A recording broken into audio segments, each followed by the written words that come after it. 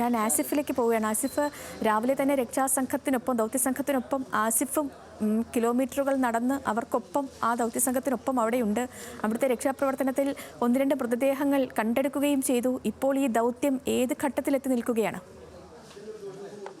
തീർച്ചയായും ആ ദൗത്യം അതിന്റെ ഏറ്റവും പ്രധാനപ്പെട്ട ഘട്ടത്തിലാണ് ഇപ്പോൾ ഉള്ളത്. അതിൽ മണ്ണുമാന്തി യന്ത്രങ്ങൾ കൊണ്ടുള്ള പരിശോധനയാണ് തുറന്നുകൊണ്ടിരിക്കുന്നത്. നമുക്ക് നിർഭാഗ്യവശാൽ ജീവനറ്റ ശരീരങ്ങൾ മാത്രമാണ് നിലവിൽ ഇപ്പോൾ അവിടെ നിന്ന് കണ്ടെടുക്കാൻ കഴിഞ്ഞിട്ടുള്ളത്.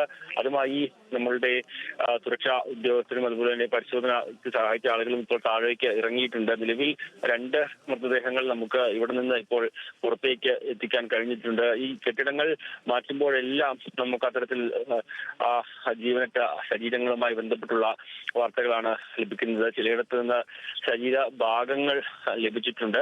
അത്ര വലിയ ഒരു ദുരന്തം. ഈ മണിക്കൂറുകളിൽ നടക്കുന്ന തെരച്ചിലിലാണ് നഷ്ടപ്പെട്ട ആളുകളുടെ എണ്ണത്തെക്കുറിച്ചടക്കം നമുക്ക് കൂടുതൽ വ്യക്തത വരുന്നത്. അത് ഇപ്പോൾ നമ്മൾ ഒരാളോട് ഇപ്പോൾ സംസാരിച്ചിട്ടേ ഉള്ളൂ. നമ്മൾ ആ ദൃശ്യങ്ങൾ ഇപ്പോൾ അങ്ങോട്ട് അയക്കുന്നുണ്ട്. അതായത് ഇവിടെ ഉണ്ടായിരുന്ന അലവി എന്ന് പറഞ്ഞ ഒരാളോട് നമ്മൾ ഇപ്പോൾ സംസാരിച്ചു. അദ്ദേഹം പറഞ്ഞൊരു പ്രധാനപ്പെട്ട ഒരു കാര്യമുണ്ട്. അദ്ദേഹത്തിന്റെ ബന്ധുക്കളടക്കം നിരവധി ആളുകളെ നഷ്ടപ്പെട്ടു. അദ്ദേഹത്തിന്റെ കുടുംബാംഗങ്ങളാണ് ഈ ഒരു പ്രദേശത്ത് ഉണ്ടായിരുന്ന ആളുകൾ മുഴുവൻ. അപ്പോ അദ്ദേഹം ഇവിടെ ഏതൊക്കെ മേഖലയിൽ കുറച്ചുകൂടെ പരിശോധിച്ചാൽ ആ പ്രദേശത്ത് നഷ്ടപ്പെട്ട കുറച്ച് ആളുകളെങ്കിലും ലഭിക്കാനുള്ള ഒരു സാധ്യതയുണ്ട് എന്ന് അദ്ദേഹം നമ്മളോട് പറയുകയുണ്ടായി. ആ ഒരു പ്രതികരണം നമുക്ക് ഇപ്പോൾ തന്നെ നമ്മളുടെ ചാനലിൽ കൂടി തന്നെ ലഭ്യമാക്കാൻ കഴിയും. അദ്ദേഹം ആ ഒരു നിർദ്ദേശം ഇപ്പോൾ സുരക്ഷാ പരിശോധന നടത്തുന്ന ആളുകളുടെ മുമ്പിലും അദ്ദേഹം വെച്ചിട്ടുണ്ട്. അത് അനുസരിച്ചുള്ള ഒരു പരിശോധന ഉടൻ തന്നെ അവിടെ ഉണ്ടാകുമെന്നും നമുക്ക് മനസ്സിലാകുന്നു. അങ്ങനെ അദ്ദേഹം ആളുകളുടെ പേരെടുത്ത് പറയുന്നുണ്ട്. ആരുടെയൊക്കെ വീടാണ് ആ ഒരു പ്രദേശത്ത് ഉണ്ടായിരുന്നത്, ആ ആളുകൾ ആരൊക്കെയാണ് തുടങ്ങിയ കാര്യങ്ങളെല്ലാം അദ്ദേഹം നമ്മളോട് എടുത്ത് പറയുന്നുണ്ടായിരുന്നു. അദ്ദേഹം ആ ഒരു ഈ പ്രദേശത്തെ കുറിച്ച് കൂടുതൽ പരിചയമുള്ള ആളെന്ന രീതിയിൽ അദ്ദേഹം രാവിലെ ഈ പ്രദേശത്തെ കാര്യങ്ങളൊക്കെ വിശദീകരിച്ചതാണ്. പിന്നീട് അദ്ദേഹം വീണ്ടും ആ ഒരു ഭൂമിയിലേക്ക് വിശദീകരിക്കാൻ പോകുന്ന സമയത്താണ് നമ്മൾ അദ്ദേഹത്തെ കണ്ടുമുട്ടുകയും അദ്ദേഹം അത് വിവരിക്കുന്ന ദൃശ്യങ്ങൾ നമ്മൾ പകർത്തുകയും ചെയ്തത്. ആ ഘട്ടത്തിൽ നമുക്കത് കൃത്യമായി മനസ്സിലാവുന്നുണ്ടായിരുന്നു. ഒരു നഷ്ടപ്പെട്ട ആളുകളുടെ കണക്കുകളും പേരുകളും എടുത്തു പറഞ്ഞത് കൊണ്ട് അദ്ദേഹം വിശദീകരിക്കുമ്പോൾ ആ രക്ഷാപ്രവർത്തനം അന്ന് രാത്രിയിൽ നടന്ന ചില കാര്യങ്ങൾ കൂടി അദ്ദേഹം വിശദീകരിക്കുന്നുണ്ട്. ഏത് തരത്തിലാണ് അദ്ദേഹം പോലും ആ ദുരന്തത്തിൽ ഒരുപക്ഷെ പെട്ടുപോകേണ്ടതായിരുന്നു. ഈ ഒലിച്ചുപോയ ഒരു വീട്ടിലേക്ക് രാത്രിയിൽ താമസിക്കാൻ വരാൻ ബന്ധുക്കൾ വിളിച്ചിരുന്നു. ആ സമയത്ത് അദ്ദേഹത്തിന്റെ നിലവിലുള്ള വീട്ടിലാണ് കൂടുതൽ സുരക്ഷ.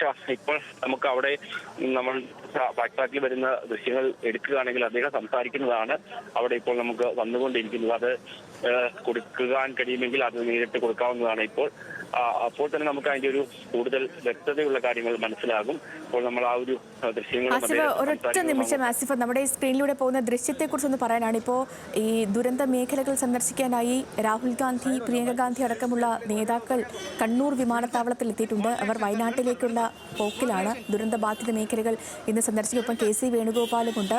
നമ്മൾ ഈ കാണുന്ന ദൃശ്യങ്ങൾ കണ്ണൂരിലെത്തി ഇവർ ദേശീയ നേതാക്കളെല്ലാം വയനാട്ടിലേക്ക് പോകുന്ന ദൃശ്യങ്ങളാണ് നമ്മളിപ്പോൾ സ്ക്രീനിൽ കണ്ടുകൊണ്ടിരിക്കുന്നത്. രാഹുൽ ഗാന്ധി, പ്രിയങ്ക ഗാന്ധി, ഒപ്പം KC വേണുഗോപാലുമുണ്ട്.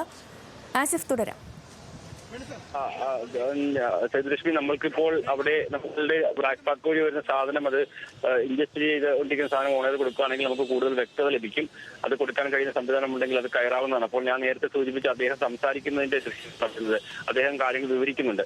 അത് നമുക്ക് എത്രയും പെട്ടെന്ന് ഓണർ കൊടുക്കുകയാണെങ്കിൽ അങ്ങനെ അത് കൊടുക്കാം.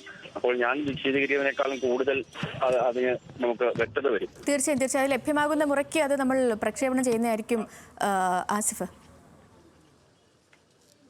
എത്തിയിട്ടുണ്ട്. നമ്മൾ അത് PCR ഒന്ന് ബന്ധപ്പെട്ടാൽ അവരോട് പെട്ടെന്ന് അത് കൊടുക്കാൻ പറയുകയും ചെയ്യാം. അപ്പോൾ നമുക്കത് ആ ഒരു ദുരന്തത്തിന്റെ വ്യാപ്തി കൂടുതൽ വ്യക്തമാകുകയും ചെയ്യും. എന്തായാലും അത് അദ്ദേഹം ആ കാര്യങ്ങൾ വിശദീകരിക്കുന്നുണ്ട്. ഓരോ വീട്ടിലും ആരൊക്കെ ഉണ്ടായിരുന്നു എന്നുള്ള കാര്യങ്ങളടക്കം.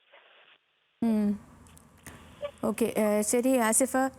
ആസിഫ് പറഞ്ഞപ്പോൾ തന്നെയാണ് ഈ കാര്യം അത് ലഭ്യമാവുന്ന മുറയ്ക്ക് എത്രയും വേഗം പ്രേക്ഷകരിലേക്ക് എത്തിക്കാൻ ഓണേറാക്കാം. അത് നമ്മൾ ബന്ധപ്പെടുന്നുണ്ട്. ഈ പറഞ്ഞ പോലെ കുറച്ച് ഡിലേ നിൽക്കുന്നുണ്ട്. ഇവിടുത്തെ ഈ ദൃശ്യങ്ങളും അതുപോലെ തന്നെ ഈ ശബ്ദവും ഒക്കെ അവിടുത്തെ ഈ ദുരന്തബാധിത മേഖലയിൽ നിന്ന് എത്തിക്കുന്നതിൽ അതിൽ ഉള്ളൊരു കാലതാമസമാണ്. എത്രയും വേഗം അത് എത്തിക്കാം.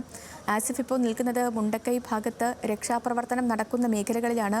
ഇന്നലെ ഈ പറഞ്ഞതുപോലെ ഈ ചെറിയ രീതിയിലുള്ള മനുഷ്യസാധ്യമായ തിരച്ചിലുകളൊക്കെയാണ് നടന്നത്. ഇന്നും ഇപ്പോൾ അങ്ങനെ തന്നെയാണ്. എങ്കിൽ കൂടി ഈ ബെയിലി പാല നിർമ്മാണം അത് വളരെയധികം പ്രതീക്ഷ നൽകുന്ന ഒന്നാണ്. അല്പസമയത്തിനകം തന്നെ ബെയിലി പാലം യാത്രായോഗ്യമാക്കുമെന്ന് സൈന്യം അറിയിച്ചിട്ടുണ്ട്. അങ്ങനെയെങ്കിൽ ഈ പാലത്തിലൂടെ 24 ടൺ വരെ അക്കരയ്ക്ക് കൊണ്ടുപോകാൻ പറ്റും. അതായത് ഈ വാഹനങ്ങൾ ഹിറ്റാച്ചിയും JCBയും അടക്കമുള്ള സെർച്ചിങ് എക്യുപ്മെന്റ്സ് എല്ലാം തന്നെ ഇവർക്ക് മുണ്ടക്കൈ ഭാഗത്തേക്ക് അട്ടമല ഭാഗത്തേക്കൊക്കെ കൊണ്ടുപോകാൻ പറ്റും. അവിടെ ഈ മണ്ണ് നീക്കിയുള്ള പരിശോധന നടത്താൻ കഴിയും. മണ്ണിനടിയിൽ ആരെങ്കിലും ഉണ്ടോ എന്നുള്ള കാര്യങ്ങളൊക്കെ വളരെ വിശദമായി പരിശോധിക്കാൻ കഴിയും. അപ്പോൾ അതിനുള്ള സാധ്യതയാണ്. ഇന്ന് എന്താണെങ്കിലും ഇത്തരത്തിലുള്ള പ്രവർത്തനങ്ങൾ തുടങ്ങും എന്ന് തന്നെയാണ് രക്ഷാ സംഘം രാവിലെ മുതൽ തന്നെ അറിയിച്ചിട്ടുള്ളത്. അവർ ഈ പ്രവർത്തനങ്ങളെല്ലാം അത്രയും ഊർജിതമാക്കുകയും ചെയ്യുന്നുണ്ട്.